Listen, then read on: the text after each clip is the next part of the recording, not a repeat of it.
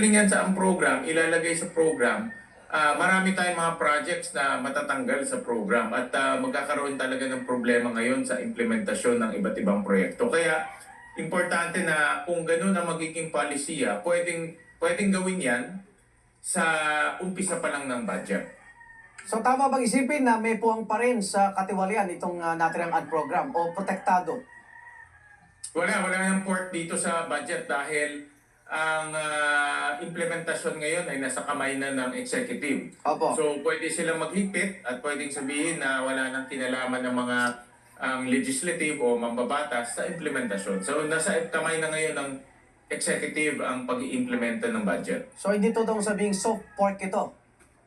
Hindi pwedeng sabihin dahil kagaya ng sinabi ko, yung mga guidelines ay gagawin na ng executive. At dito sa budget na ito, naglagay rin kami ng isang tawag nila